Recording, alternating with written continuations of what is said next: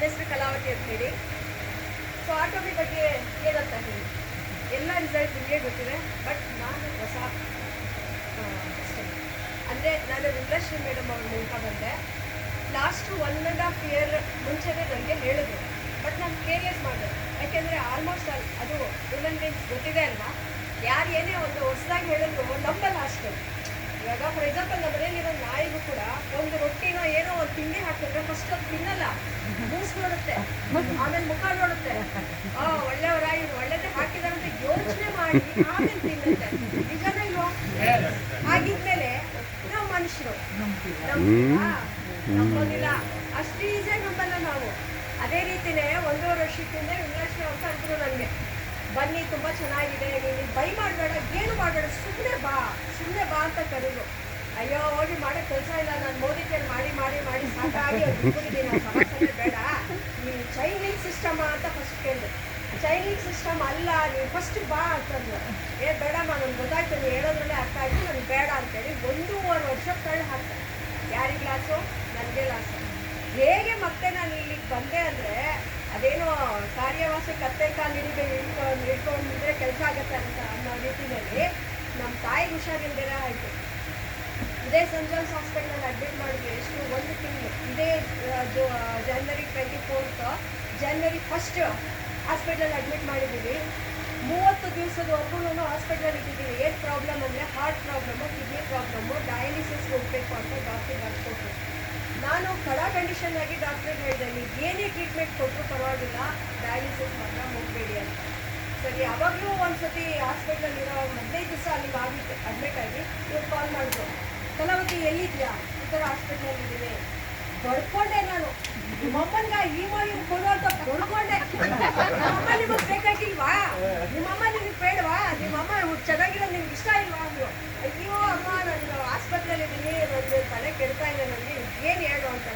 ಯಾವಾಗ ಡಿಸ್ಟರ್ಬ್ ಹಿಂಗೆ ಹೇಳಿದ್ದಾರೆ, 15 ದಿವಸ ಇರಬೇಕು ಅಂತ. ಆಯಿತು, ನೀವು ಮನೆಗೆ ಬಾ, ಆಮೇಲೆ ಮಾತಾಡೋಣ ಅಂತ ಹೇಳ್ಬಿಟ್ಟು ಡಿಸ್ಚಾರ್ಜ್ ಆಗಿ 2ನೇ ದಿವಸಕ್ಕೆ ಈಗ ಕಾಲ್ ಮಾಡಿದ್ರು, ಮನೆಗೆ ಬಂದ. ಬಂದಿದ್ದಾರೆ. ಸರಿ, ಇವಾಗ ಮನೆಗೆ ಬರ್ತಾ ಇದ್ದೀನಿ ಅವರು. ಯಾರ್ಯಾರು? ವಿಮಲಾಶ್ರೀ ಮೇಡಮ್ಮು, ಶಿವಾನಂದ ಸರ್, ಸರ್ ಹೆಸರು ಗೊತ್ತಿಲ್ಲ, ಮಾಣಿಕನ್ ಸರ್. ನಾನು ಹೇಳಿದೆ, ಅದು ತಗೊಂಡ್ರೆ ನಮ್ಮಮ್ಮ ವಾಸಿ ಆಗುತ್ತೆ, ನಮ್ಮಮ್ಮನಿಗಿರೋ ಕಾಯಿಲೆ ವಾಸಿ ಆಗುತ್ತೆ ಅನ್ನೋದಿದ್ರೆ ದಯವಿಟ್ಟು ಬನ್ನಿ. ಇಲ್ಲ ಅಂತಂದರೆ ನನಗೆ ಅದೆಲ್ಲ ನಂಬಿಕೆ ಇಲ್ಲ. 3 ಜನ ಬಂದರು, ಕುತ್ಕೊಂಡ್ರು. ಬಂದಿದ್ದ ತಕ್ಷಣ ಏನೂ ಮಾತಾಡಿಲ್ಲ. ಬ್ಯಾಗ್ ತೆಗೆದ್ರು, ಒಂದು ಪ್ಯಾಕೆಟ್ ಹಾಕಿಬಿಟ್ಟು ಇಮಿಡಿಯೇಟ್ ಕುಡಿಯಮ್ಮ ಅಂದರು. ನನಗೆ ಅವಾಗಲೂ ಒಳಗಡೆ ಒಂದು ಡೌಟು, ಏನು ತೆಗೆದ್ರು ಕೊಟ್ಟರು, ಇಮಿಡಿಯೇಟ್ ವಾಸಿ ಆಗುತ್ತಾ ಇಲ್ಲ. ಸರಿ ತಗೊಮ್ಮ ಕುಡಿಯಮ್ಮ ಅಂತೇಳಿ ಕೊಟ್ಟು ಆಯಿತು. ಅದೆಲ್ಲ ಆಯಿತು. ಅದ್ರ ಬಗ್ಗೆ ಎಲ್ಲ ಎಕ್ಸ್ಪ್ಲನೇಷನ್ ಕೊಟ್ಟರು. ಮತ್ತು ಯಾರ್ಯಾರಿಗೆ ಏನೇನು ಆಗಿತ್ತು ಕಾಯಿಲೆಗಳು, ಅದಕ್ಕೆ ಏನೇನು ತೊಗೊಂಡಿದ್ದಕ್ಕೆ ಏನೇನು ವಾಸಿ ಆಯಿತು ಅಂತ. ನನ್ನ ತಂಗಿ ಇದ್ದಾರಲ್ಲ, ನಿಜ ಹೇಳ್ತಾ ಇದ್ದೀವಿ, ಮೊಸರಲ್ಲಿ ಕಲ್ಲು ಹುಡ್ಕೊ ಅಂತವ್ರು. ಆಮೇಲೆ ಬೆಣ್ಣೆಯಲ್ಲಿ ಕೂಗುತ್ತಿದ್ದು, ಅಕ್ಕ ಇಲ್ಲಿ ನೋಡಿ, ಈ ಬೆಣ್ಣೆನಲ್ಲಿ ನೋಡಿ ಶುದ್ಧ ಕೂಗಿರ್ತಾವೆ ನೋಡಿ. ಆ ಥರ ಡೌಟ್ ಕೇಸು. ಅವ್ರಿಗೆ ಏನೇನು ಪ್ರಾಬ್ಲಮ್ ಅಂದರೆ ವಿಸಿಲ್ ಪ್ರಾಬ್ಲಮ್ ಇದೆ, ಮತ್ತು ಅವ್ರ ಸ್ಟಮಕ್ ಪ್ರಾಬ್ಲಮ್ ಇದೆ, ಲಿವರ್ಗೆ ಇದೆಲ್ಲ ಇದೆ. ಸೊ ಬಂದ ತಕ್ಷಣ ಇವ್ರು ಏನಂದ್ರು, ನೀವು ನಿಮೋಯಿನ್, ಇದು ಸಂಜೀವಿನಿ, ಇದನ್ನು ತೊಗೊಳ್ಳಿ, ನೀವು ಯಾರೇ ತೊಗೊಳ್ಳಿ, ಮಕ್ಕಳಿಂದ ಹಿಡಿದು ಏಜ್ ಆಗಿರೋವರೆಗೂ ಯಾರೇ ತೊಗೊಳ್ಳಿ, ಎಲ್ರಿಗೂ ಒಂದು ಸಂಜೀವಿನಿ ಇದು ಒಂದು ಆಹಾರದ ಥರ, ಇದು ಮೆಡಿಷನ್ ಅಲ್ಲ, ಇದು ತೊಗೊಳ್ಳಿ ಅಂತಂದು. ಸರಿ, ಇಮ್ಮಿಡಿಯೇಟ್ ಕಣ್ಣು ಮುಚ್ಕೊಂಡು ನಾನು ತಲೆ ಕೇಳಿದೆ, ಏನು ಅಂತೇಳಿ ಸಿಗ್ನಲ್ ಮಾಡಿ ಕೊಡು ಅಂತ ಇಸ್ಕೊ ಅಂತ. ಇಮ್ಮಿಡಿಯೇಟ್ ಅಲ್ಲೇ ಕುತ್ಕೊಂಡು ಜಾಗದಲ್ಲಿ ಬುಕ್ ಮಾಡಿ ಕಳಿಸಿ. ಇವರು ಇವ್ರ ಹತ್ರ ಇದಕ್ಕೆ ಕೊಟ್ಟರು, ಇದನ್ನು ಶುರು ಮಾಡಿ ಆಮೇಲೆ ಬುಕ್ ಮಾಡ್ಕೊಳ್ಳೋಣ ಅಂತೇಳಿ ಕೊಟ್ಟು ಇದನ್ನು ಶುರು ಮಾಡಿದ್ದಾರೆ. ಕೊಟ್ಟಿದ್ದು 1ನೇ ವಾರಕ್ಕೆ ಕಿಡ್ನಿ ಪ್ರಾಬ್ಲಮ್ಮು, ಮತ್ತು ಏನೋ ಉಸಿರಾಟದ ತೊಂದರೆ ಇತ್ತು, ಹಾರ್ಟ್ ಪ್ರಾಬ್ಲಮ್ ಇತ್ತು, BP ಶುಗರ್ ಇತ್ತು, ಎಲ್ಲ ನಾರ್ಮಲಿಗೆ ಬಂತು. ಆವಾಗ ಹೈ ಡೋಸೇಜ್ ಕೊಡ್ತಾ ಇರುವಂಥ ಮಾತ್ರೆ 1 ತಿಂಗಳಾದಮೇಲೆ ಕರೆದು ಟೆಸ್ಟ್ ಮಾಡಿದಾಗ ಡೋಸೇಜ್ ಎಲ್ಲ ಕಮ್ಮಿ ಮಾಡಿ ಇವಾಗ ಅದೇ ಮಾತ್ರೆ ಫಾಲೋಅಪ್ ಮಾಡಿ ಅಂತ ಹೇಳಿದ್ದಾರೆ. ಡೋಸೇಜ್ ತುಂಬ ಕಮ್ಮಿ ಮಾಡಿದ್ದೀವಿ. ಯಾಕಂತಂದರೆ ಇದನ್ನು ಕೊಡೋದನ್ನು ಇದನ್ನು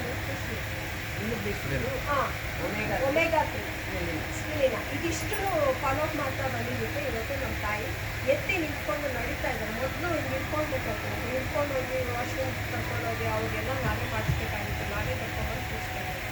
ಇವತ್ತು ಚೆನ್ನಾಗಿದ್ದಾರೆ. ಯಾಕೆಂತಂದರೆ 1 ವಾರದಲ್ಲಿ ರಿಸಲ್ಟ್ ಸಿಕ್ಕಿದ ಮೇಲೆ ನಾವೇನು ಬಿಡ್ತೀವ? ಯಾಕಂತಂದರೆ ಜೀವ ಉಳಿಸೋವಂಥ ಕೆಲಸಗಳನ್ನ ನಾವು ಮಾಡಬೇಕು.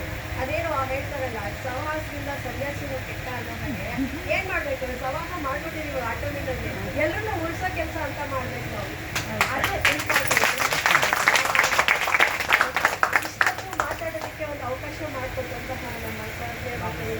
ಸರ್ಗೆ ಮತ್ತು ಇಂಡಸ್ಟ್ರಿ ಅವ್ರಿಗೆ ನಮ್ಮ ಲೀಡರ್ ಇವರು ಶಿವಾನಂದ ಸರ್ ಮತ್ತು ಎಲ್ರಿಗೂ ನಿಮ್ಮೆಲ್ರಿಗೂ ತುಂಬ ಥ್ಯಾಂಕ್ಸ್. ಇಷ್ಟೊಂದು ನನ್ನ ಮಾತನ್ನು ಸಾವಧಾನವಾಗಿ ಕೇಳಿದ್ದಕ್ಕೆ ತುಂಬ ಧನ್ಯವಾದ.